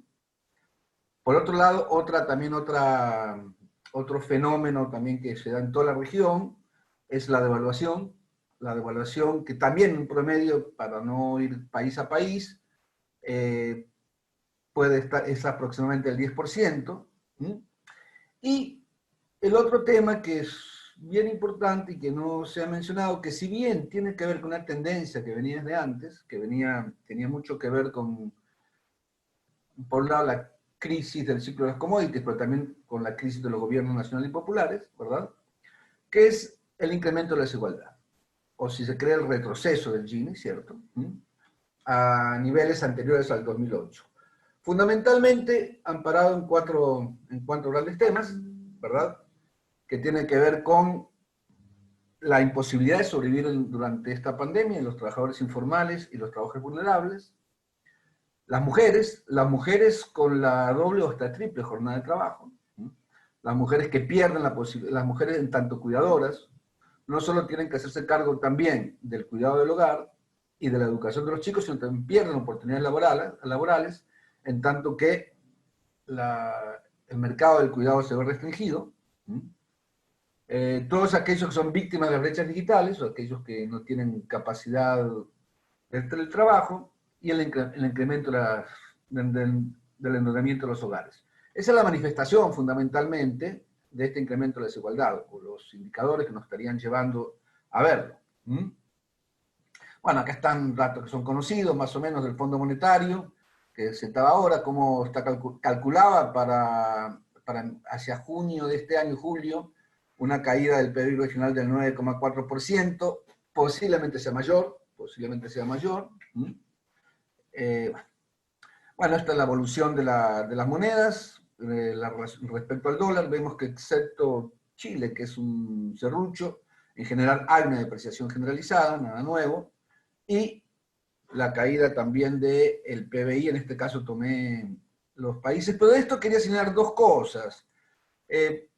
Por un lado, que esta pandemia ha sido llamada de alguna manera la pandemia y la desigualdad, porque esto que mencionamos para América Latina es un fenómeno que se vio en toda la región, ¿no? Y lo otro, que no solo, o sea, que cité trabajadores informales, mujeres, etc. También está un caso que creo que no está estudiado, o por lo menos yo no he encontrado un estudio riguroso, que es también el incremento o la pérdida de poder adquisitivo del incremento de los gastos de los trabajadores formales. Era un poco el backstage que teníamos antes, ¿cierto? En tanto los gastos del propio home office, etc. Bueno, decía entonces, el segundo punto que quería señalar era la ratificación de la presencia china en la región. Bueno, ya ha sido altamente expuesto tanto por Gustavo como por Eduardo. O sea, China en este momento es el principal socio comercial de Argentina, Brasil, Chile, Perú, Uruguay, amplía su presencia en México. A ver, esta mención la hago solo por dos cosas, o sea, me corregirá Gustavo, fundamentalmente la inversión en América Latina es una inversión que se da en infraestructura, tecnología y a través de la Ruta de la Seda y el Banco de Inversiones Asiático, ¿verdad? Hay que señalar que Estados Unidos tampoco se ha quedado tan quieto al respecto y ha respondido de alguna manera con la iniciativa América Crece, que es una iniciativa inicialmente restringida a América Central a través de México y las exportaciones de gas, ¿verdad? Pero que tiene que ver con el gran interés que muestra Estados Unidos en este problema en la región por el tema energético. En Brasil con el tema del presal, etc. En todo caso, no me parece que sea exactamente igual la oferta de vinculación que hace Estados Unidos y China para la región. Y eso más o menos está presente en este momento. Retomando lo que decía Eduardo antes, tal vez en la multipolaridad la región podría tener teóricamente más opciones. Hay que tener en cuenta, por ejemplo, la fuerte vinculación militar que se da como una extensión de la América Crece, con Colombia, por ejemplo, con el plan de seguridad regional, etc. O sea, esa vinculación militar que propone Estados Unidos. Eso más o menos es como está planteado el mapa, pero como ya había mostrado Gustavo, hay un incremento sostenido de la presencia china en la región, pero también hay una presencia, sin duda, de Estados Unidos que no va a ser retirado para nada de la región, sería erróneo creerlo. El otro tema que también que mencionaba como el diagnóstico es la crisis de la globalización neoliberal y el resurgimiento de los estados nacionales. Aquí yo quisiera mencionar dos aspectos, además de los aspectos económicos, que ya mencionaron tanto Eduardo como Gustavo, yo quería mencionar también los aspectos políticos. o sea, además del cierto aislacionismo que parece haber tenido Estados Unidos con Trump, también hay aspectos políticos que es paralelamente, o quizás por eso mismo, ¿no? Habría que verlo un poco más, hay un resurgimiento de los nacionalismos a nivel mundial. Un resurgimiento de los nacionalismos, tanto lo que podríamos llamar nacionalismos defensivos, para no llamar un poco, para no caer un poco en esa estigmatización que es la idea de nacionalismo de derecha, ¿verdad? Que fundamentalmente es todo aquello que Bonaventura Santos llama fascismo social, o Adela Cortina la aporofobia, pero que fundamentalmente se refiere al renacimiento, esos momentos identitarios, antiinmigrante, rescatando la familia, movimientos que más que conservadores son incluso reaccionarios, ¿verdad? En el sentido de volver a un pasado perdido, que son muy fuertes en Europa, pero que también en América Latina están comenzando a crecer con relativa fuerza. Afortunadamente no todavía en Argentina, pero sí en el caso de Perú, o en el caso de Colombia, por ejemplo. Y por otro lado, también la crisis de la globalización, o la crítica de la globalización desde el aspecto, desde un lado que podemos llamar progresista, y que, para no extenderme mucho, la podemos ejemplificar en cierto sentido, como un hito, la encíclica de Francisco, Fratelli Tutti, y su llamado a la recuperación de la identidad nacional, o de la autoestima nacional, etc. Entonces, como elemento político, hay que tener en cuenta también esa crisis de la globalización, o el resurgimiento, por lo menos, es en el imaginario colectivo el papel del Estado Nacional. Creo que eso nos deja una primera mirada de la pandemia. Movimientos que ya venían de antes, insisto, movimientos, tendencias que no nacen con la pandemia, pero que ya venían de atrás. Bueno. A ver. De todo ello, entonces, la declinación de la hegemonía del pensamiento neoliberal tiene consecuencias políticas no menores para la región. En primer lugar, la primera cosa que surge a la vista es la dificultad del pensamiento neoliberal para sustentarse por vías democráticas. O sea, ese fuerte matrimonio que existió en la década del 90, sobre todo, entre el pensamiento neoliberal y democracia, entra en crisis en el siglo XXI. Y se ha demostrado, eso es bien interesante, se ha demostrado que los instrumentos que sirvieron para hackear a los gobiernos nacionales y populares, además de errores propios, además de errores económicos, pero no quisiera meterme en eso, sino quisiera ver eso, que como los instrumentos que han servido para hackear a los gobiernos nacionales y populares, los primeros 15 años, digamos, del siglo XXI, el lawfare, esa alianza fuerte entre los medios de comunicación y los sectores más concentrados de la economía, etc., fueron fundamentales para desestabilizarlos políticamente, pero no alcanzaron, y eso es interesante, no alcanzaron a garantizar una nueva gobernabilidad. O sea, a los gobiernos que vinieron en reemplazo, llámese Macri, llámese Bolsonaro, llámese Lenín Moreno, llámese, bueno, etcétera, Duque, etcétera, etcétera, no alcanzaba, o sea, esta alianza entonces entre medios y lawfare no alcanzaron a garantizar nuevamente una reconstrucción de la hegemonía neoliberal. Eso es un fenómeno nuevo en la región que creo que tiene connotaciones políticas y para el desarrollo bastante importantes. Otro aspecto que también quisiera presentar es la demanda de la presencia activa del Estado. Eso es interesante. Encuestas hechas por el COP de CELAC en Argentina, México, Ecuador, Chile y México, señalan, por ejemplo, que más del 70%, rápidamente, ¿sí? No solo que en Argentina, Chile, Ecuador y México la mitad de la población perdió ingresos por la pandemia, ¿sí?, sino también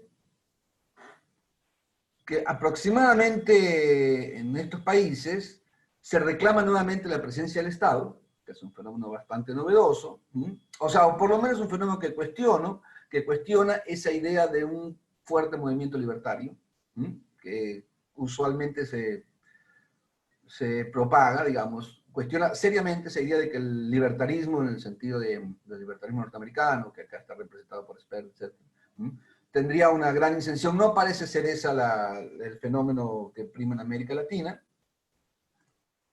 El apoyo al impuesto a las grandes fortunas también tiene niveles cercanos al 70%. Bueno. Fundamentalmente, entonces, quería decir que, además de la incapacidad de sustentarse por vías democráticas del pensamiento de la propuesta neoliberal, también parece renacer, si es que alguna vez desapareció, la demanda de la presencia del Estado, tanto en lo que tiene que ver con el impuesto a las grandes fortunas, como la renta básica. Incluso el Fondo Monetario en San José de Costa Rica, ahora, en el Congreso de la CEPAL, pide a los estados que mantengan el gasto fiscal para mantener la gobernabilidad. Bueno, eso de todas maneras nos pone en otro escenario que creo que no hay que despreciar. A ver, entonces, como ya decía, la pandemia profundiza tendencias ya existentes, con algunos temas que ya señalé, el ocaso de Estados Unidos, o el ocaso un poco fuerte, si quiere, sobre todo después de oír a Eduardo Crespo, creo que tendría que corregir esa afirmación, pero el fuerte ascenso de China es innegable, ¿cierto? Tanto a nivel mundial como en la región. La desigualdad, la crisis de la globalización. Quiero referirme a dos temas más, que es el tema del retorno a la centralidad del Estado y la inestabilidad regional, con el cual me voy a detener un poco más. Bueno, el retorno a la centralidad del Estado, ya dijimos que está asociado a la protección de los trabajadores precarizados, grupos vulnerables, pero hay dos elementos más que de alta presencia en todo el mundo, no solo en América Latina incluso, ¿cierto?, que es el rescate de la centralidad de la salud pública. Incluso en España, en Francia, se discute si es viable todavía la salud privada. Bueno, son discusiones muy de coyuntura, posiblemente no cambie nada, pero sí la centralidad de la salud pública, por ejemplo, que es algo que también está presente en la región, y el retorno de algunos elementos desarrollistas, muy asociados a los estados nacionales, que es la preocupación por la investigación científica y la producción de cierta autonomía de bienes esenciales, también muy asociado a lo que dejó la pandemia. Sin embargo, lo que vale la pena detenerse un poco más es el tema de la inestabilidad regional. A ver. Creo que, y ahora voy a desarrollar un poco más eso, creo que lo más claro, que a diferencia de finales del siglo XX, con la hegemonía neoliberal, donde más o menos había una tendencia fuerte en el mundo y en la región, y donde más o menos era inevitable acoplarse a ella, o incluso los primeros 15 años del siglo XXI, donde a pesar de que había gobiernos de distintos signos políticos, había una muy fuerte tendencia a ciertos gobiernos con alta intervención estatal, con tendencias reguladoras, incluso donde gobiernos de tradición liberal, como Chile o Colombia, o Perú, se plegaban a esa tendencia. En este momento, lo que es más claro es que hay una inestabilidad regional que va a continuar, además. Entonces, sea que Bolivia, Argentina o México, no sé, en el caso de México es más complicado, marquen un retorno a cierto estado regulador, etc. En todo caso no es una tendencia generalizada, y más bien lo que tenemos es un conflicto político entre las élites políticas nacionales, del cual, o de cuya resolución del conflicto, va a depender mucho también las posibilidades, las trayectorias que pueda tomar la región y sus posibilidades de vinculación o inserción en el mundo. Ya voy acabando, ¿no? ¿Voy bien de tiempo? Sí. Voy acabando y dejo espacio para las preguntas. A ver, en tanto escenario regional, algunos aspectos son claramente visibles, recientes, ¿verdad? Que es por un lado la pérdida de la centralidad de la OEA. A ver, la OEA durante finales del siglo pasado actuó efectivamente como para lo que fue inventada por el Bretton Woods, ¿verdad? Como una especie de control de la región, ¿verdad? Pierde toda capacidad por el desafío de UNASUR durante los primeros 15 años del siglo XXI. A través del gobierno de Trump, la OEA vuelve otra vez, de la mano de Almagro, a jugar un papel en la región de comisario político, de alguna manera, de de los intereses políticos norteamericanos, más que económicos, políticos, ¿cierto? Pero los movimientos electorales recientes, que insisto, son continuación de tendencias y conflictos ya presentes antes de la pandemia, dejaron otra vez a la OEA bastante desubicada, y a su extensión sudamericana, que es el Grupo de Lima. El Grupo de Lima hoy en día está compuesto los principales impulsores del Grupo de Lima son justamente los países cuya estabilidad es más frágil. Chile, cuya deslegitimación de la clase política no significa que haya un nuevo consenso entre las élites, pero sí que en este momento hay un gran paréntesis sobre cuál va a ser el futuro de Chile, ¿verdad? Ecuador, con un Lenín Moreno que no se sabe, la discusión no es con cuánto va a perder, sino contra quién va a perder en Ecuador, ¿verdad? Duque, que por primera vez esa democracia sangrienta colombiana está realmente cuestionada, cuestionado su mentor político, que es quien la primera vez sostuvo a Duque, que es Uribe, y que está procesado y acusado por crímenes de lesa humanidad. Perú, que si no estoy mal, debe estar otra vez declarando la vacancia del presidente. Lo intentaron hace unos meses, creo que ayer estaban otra vez tratando de sacar a Vizcarra, que al mismo tiempo está como presidente porque antes salió Kuczynski, etcétera, etcétera. O sea, entonces, el Grupo de Lima efectivamente es un grupo cuya inestabilidad es total. Lo que tengo dudas, y me parece que es un gran interrogante para adelante, es, ¿se va a reactivar las alianzas regionales? O sea, ¿es posible que se constituya ese eje México, La Paz, Buenos Aires? Es posible. Es un eje sin mucha potencia, pero es un eje a fin de cuentas, ¿cierto? Es más difícil que la propuesta de Evo de reflotar UNASUR sea exitosa, pero bueno, hay intentos, insisto, eso depende de decisiones nacionales. En todo caso, es el punto que yo quería, y ahí me hago una mirada distinta de mis colegas economistas, que tienen una mirada mucho más cuantitativa y más dura, de alguna manera, ¿cierto? ¿Sí?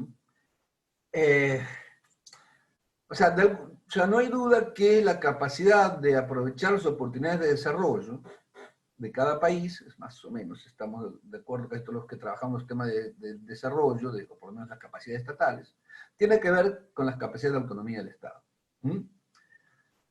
Ahora, esa capacidad de autonomía del Estado, esa que tanto señala Chang, bueno, etc. Esa capacidad de autonomía del Estado depende fundamentalmente de la capacidad de lograr acuerdos de las élites nacionales. Ese acuerdo que permite poner al Estado por encima de los intereses inmediatamente particulares, ¿verdad? Y proyecte de alguna manera o aproveche las oportunidades que se abren en cada región.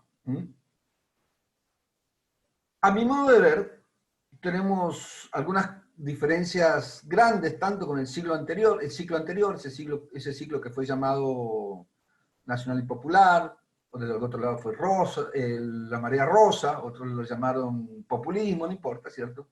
Claramente, a diferencia tanto de finales del siglo XX, o sea, de la hegemonía neoliberal, como a diferencia del ciclo nacional y popular, en este momento no hay un consenso regional ni una tendencia regional claramente marcada.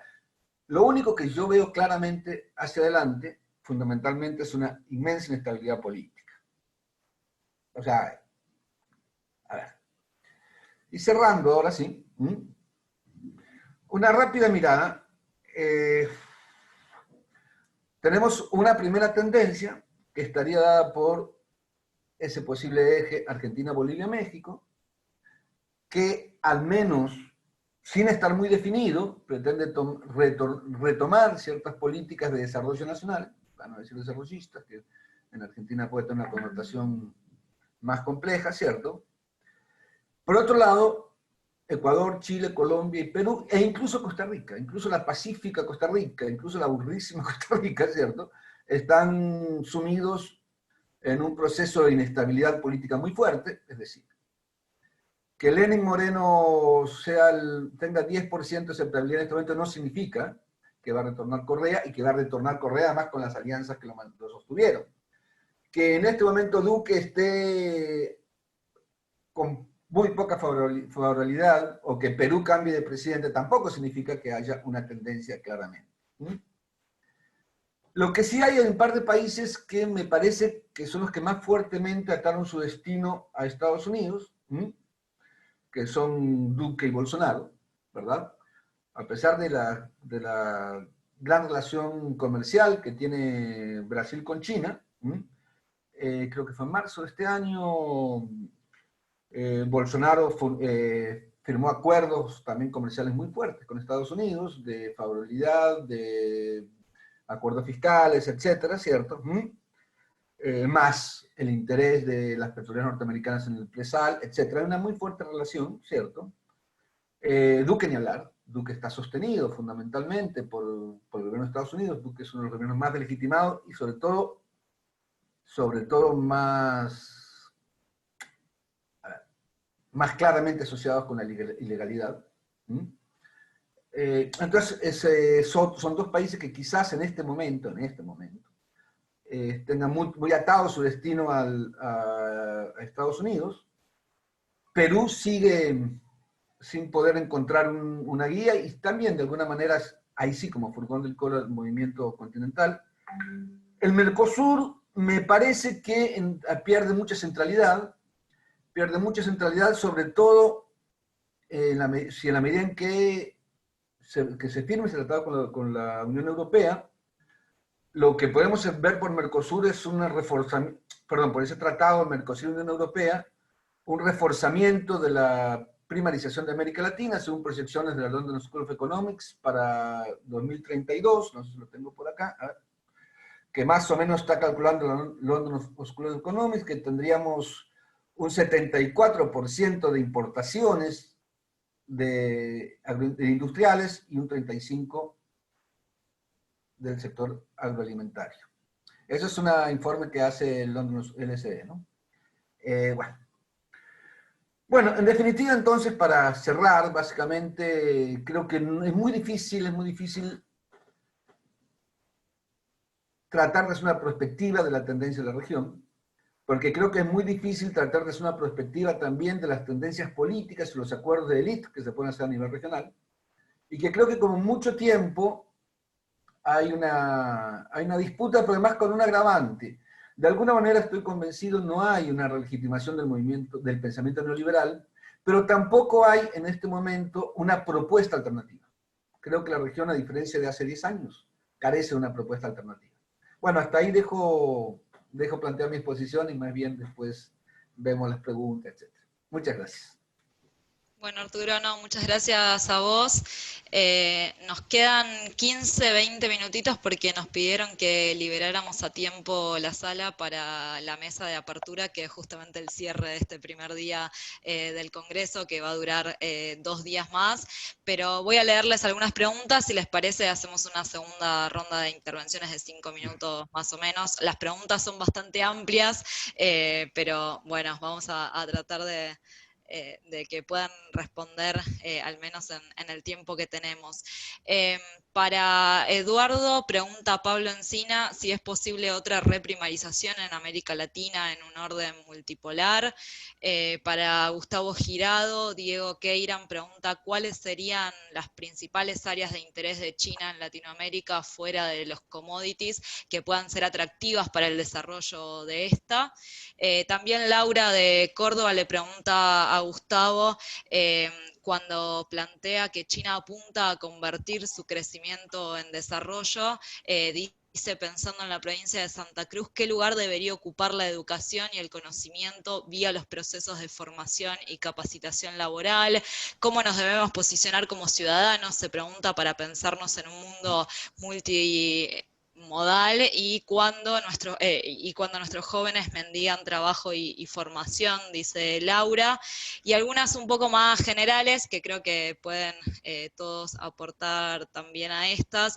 Diego Queiran pregunta cómo puede impactar alinear la producción a un modelo ecosustentable en términos de alimentos, energía, turismo. Silvia Fajardo preguntaba si existe la posibilidad de buscar estrategias de crecimiento económico que no remitan a un modelo de dependencia. ¿Cómo podemos generar políticas públicas para generar un crecimiento económico en las regiones? ¿Con qué recursos se cuenta para poner en marcha articulaciones regionales que permitan a las organizaciones que las organizaciones intermedias puedan articular. Bueno, acá comenta que Patagones no cuenta con programas de articulación de ningún tipo y tiene además altos niveles de desocupación también en la Patagonia. Son preguntas que nos podrían llevar un ratito, pero quizás cada uno le interesa retomar algunos de estos puntos e interrogantes que se plantean. No sé si, Eduardo, querés empezar vos. Bueno, vi varias de las preguntas, así resumiendo, varias preguntas es, bueno, ¿de qué manera podríamos hacer para crecer y para retomar, digamos, una senda de desarrollo, etcétera? Yo creo que hay dos o tres cosas, digamos, ahí hay que ver si estamos hablando de la Argentina, de la región, etcétera. En el caso argentino tenemos algunas particularidades, que es un país hoy muy inestable desde el punto de vista monetario, financiero, y esto lo distingue de la región. Es decir, si bien comparto lo que dijo Arturo, hubo devaluación en casi todos lados, el caso argentino es un caso, digamos, completamente outlier, ¿no? Es decir, en Brasil hay devaluación, pero no hay ningún riesgo grave de una crisis cambiaria. En cambio, en la Argentina estamos frente a una crisis cambiaria. Ahora hubo algunas intervenciones, aparentemente se calmó un poco, pero digamos, estamos caminando sobre la cuerda floja. Entonces, Argentina, por lo pronto, lo mínimo que tiene que hacer es estabilizar la cuestión cambiaria. Después, ya más como programa de largo plazo, bueno, ahí hay varios problemas. En la región, me parece que acá hay un punto importante de varias de las cosas que dijo Arturo. La región no tiene ninguna dirección. Es decir, la región no tiene ningún proyecto común, esto también lo dijo Gustavo, no hay nada, digamos, el Mercosur no solo perdió centralidad, yo diría que ni existe. Es decir, Arturo dijo una cosa que es el tema del acuerdo con Europa, Arturo. Yo no, creo que ni siquiera para negociar un acuerdo de libre comercio primarizador sirve el Mercosur, por una cuestión muy simple. Es decir, Brasil está deforestando el Amazonas, el Pantanal, etc. Dudo que los europeos aprueben, por suerte, dudo que los europeos aprueben un acuerdo de este tipo con el Mercosur, porque sería un escándalo que avalen lo que está haciendo Bolsonaro en el Amazonas, expulsando poblaciones aborígenes, matando indios, quemando el Amazonas, y todo esto voluntario, esto no son accidentes. En la Argentina dudo, pero en Brasil no lo dudo en lo más mínimo. Si se promueve desde el propio gobierno, el propio ministro de Medio Ambiente lo promueve. Entonces, no hay ningún tipo de programa regional, digamos, cada país está en un sálvese quien pueda. Diría que la mayor parte de las élites, como bien dijo, creo que fue Arturo, digamos, está muy difícil hoy conciliar democracia con neoliberalismo, y en algunos casos, bueno, cuando se consigue se mantiene, y cuando no se consigue hay una tendencia golpista desestabilizadora en casi toda la región. Diría que la mayor parte de las élites no tienen ningún tipo de programa ni comprarían ningún tipo de programa de desarrollo. Esto es el plano político, hay que entenderlo bien. En el plano económico no quiero transmitir pesimismo, pero también acá hay algunos problemas. Si bien comparto la idea, de hecho lo planteé, que la multilateralidad, el ascenso chino, etcétera, genera alternativas para el desarrollo, ofrece más, digamos, un abanico de negociación mayor del que teníamos en una hegemonía exclusivamente norteamericana. Al mismo tiempo, acá hay un punto que también lo dejo como pregunta, tal vez para el propio Gustavo. La industrialización china, como ocurrió con la industrialización europea en el siglo XIX, si uno ve la industrialización europea en el siglo XIX, ¿qué gran efecto tuvo? Desindustrializó el Asia. Básicamente, industrializó, no era industria, pero digamos, terminó con las manufacturas de China y la India.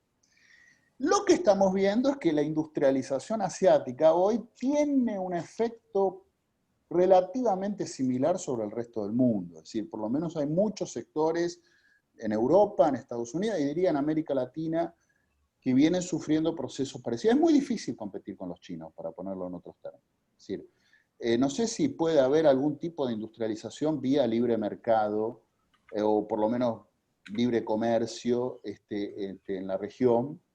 Competir con China, estamos hablando de un país de 1.400 millones de habitantes, con unas escalas de producción gigantescas, con un Estado con un nivel de organización que no la tienen ni los europeos, digamos que tiene planes quinquenales y se pone metas que las cumplen casi en su totalidad, metas tecnológicas y demás, pagan salarios que todavía están al nivel de los nuestros, es decir,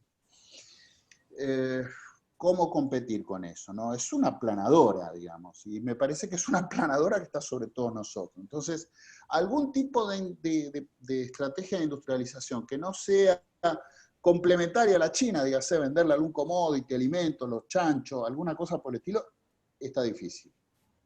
Ahora, ¿tenemos que conformarnos con eso? No, porque con eso no se mejoran significativamente las condiciones de vida. El resto de América Latina, que no está pasando por estas crisis cambiarias por las que estamos pasando nosotros, Chile, Perú, es lo que, digamos, México en alguna medida, es lo que dijo Arturo, son economías que crecen a tasas bajas, en los últimos años claramente crecen a tasas bajas, no han mejorado las condiciones políticas en general, las condiciones sociales, perdón, no han mejorado significativamente, están en un proceso de desestabilización política general, es decir, tampoco por esa vía se puede. En el caso argentino creo que hay algunas alternativas, algunas muy vinculadas a recursos naturales, tema de vaca muerta, tenemos el litio, tenemos la posibilidad de, bueno, estas alternativas que nos ofrecen los chinos, los chanchos, etc. Y creo que tenemos alguna chance de insertarnos en algunos servicios digamos, de alta cualificación técnica, algo de software, ese tipo de cosas, si hubiera una economía un poco más estable, con algún tipo de planeamiento serían relativamente viables.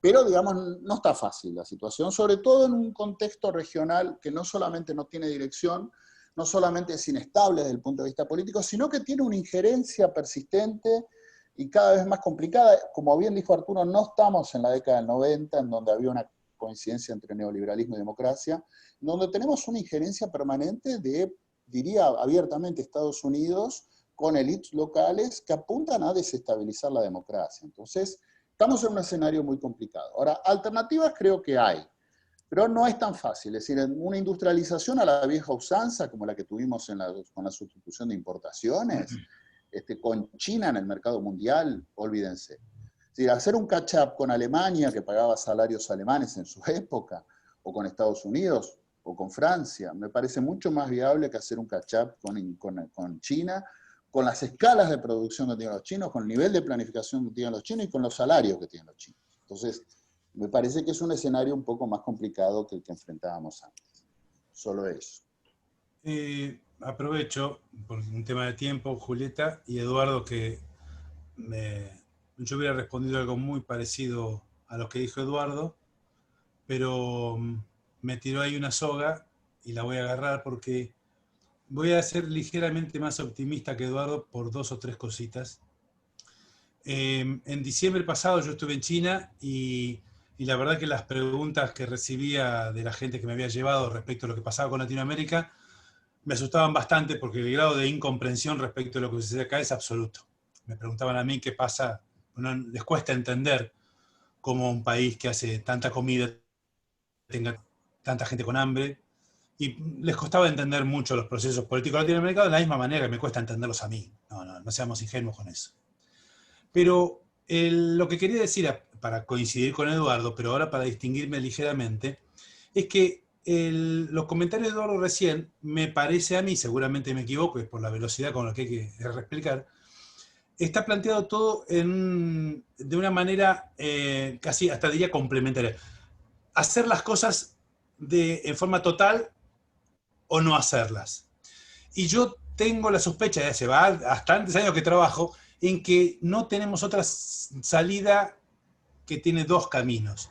Uno es el de la planificación, que Eduardo seguramente va a coincidir conmigo y seguramente Arturo también, en que es un ejercicio desafortunadamente olvidado por la institucionalidad pública en la Argentina, obviamente porque fue requerido así, que se acabe con la planificación para casi todo el resto de Latinoamérica durante gran parte del final de la década del 70 y básicamente durante la década perdida de los 80, donde se instruyeron políticas específicas para acabar con todos los episodios de planificación que habían llevado a un relativo mejora relativa, mínima, parcial, etcétera, pero que le habían permitido a Argentina tener una voz en el barrio, en algunos segmentos manufactureros y esas historias que nos contaba Jorge Katz en la universidad, etcétera, etcétera. Así, pensando en que, y este es el punto, pensando en que nada se hace de la manera en que se hacía hace 50 años, 60 o 70 años, Pienso que no hay otro camino, Eduardo y el resto, perdón, me refiero a él porque él habló de esto antes, no hay ninguna otra manera que hacerlo con ellos, Eduardo.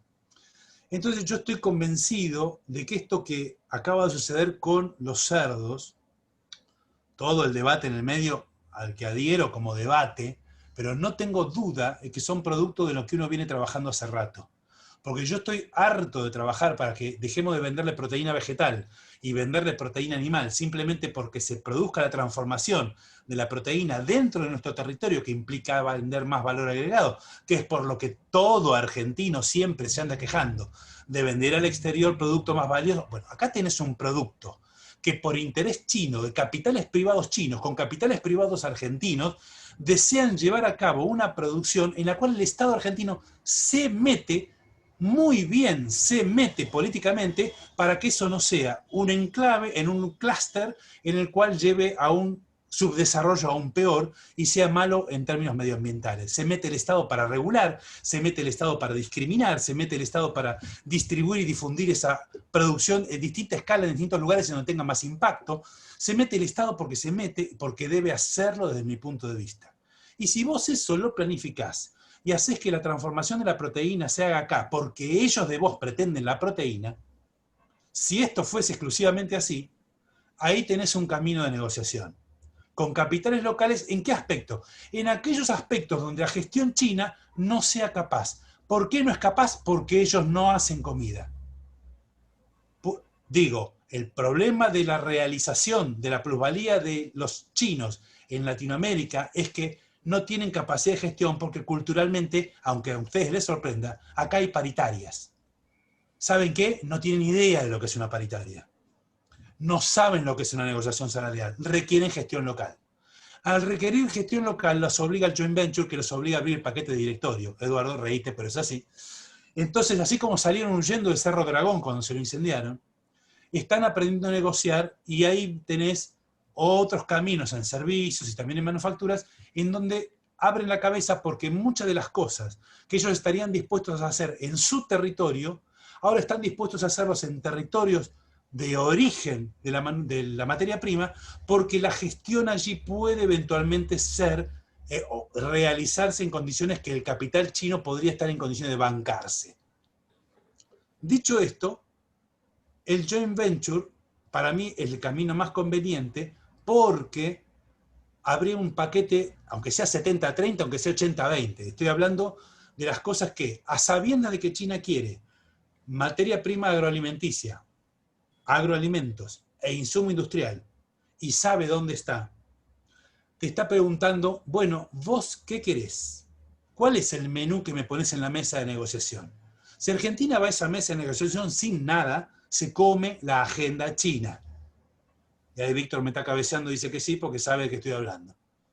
En cambio, si vos, insisto, no estoy hablando ni siquiera del barrio, no estoy hablando de lo de Bolsonaro, porque como coincido plenamente con Eduardo, que acá es, en este momento es casi imposible hacer algo, pero si vos tomás, sos la vanguardia de la negociación, en planos en los cuales China le interese, y vos generás recurso humano, que lo sabés que sos capaz, tenés universidades públicas que tienen una agenda propia, que con el Estado, la innovación tecnológica pueden progresar, para que los distintos capítulos de las universidades nacionales, que son para mí el nodo de vinculación entre lo que no se sabe de China, que es la clase política, y aquellos que estamos conociendo y decodificando el mensaje chino, y todos los que precisan el requerimiento chino, que son todos los que están abajo nuestro, abajo en el sentido, no en el sentido clasista, perdónenme, abajo en el sentido que son aquellos que no están vinculados con el conocimiento, ni están vinculados con China, pero claramente padecen las consecuencias de la influencia china, todos aquellos, nosotros ocupamos un lugar extraordinario para poder estar allí como universidades nacionales, atendiendo el requerimiento de la cosa pública, haciendo el nodo de vinculación tecnológica que quiere y necesita aquel productor que entiende a China muy lejano, porque piensa muy equivocadamente que con China se hacen negocios por fax, por un email, o como hace un negocio con un uruguayo, con un chileno. Bueno, no es así. Y si te acompaña el Estado es mucho mejor. Y si vos no tenés condiciones, tenés que hacer que el Estado chino venga con esas empresas acá.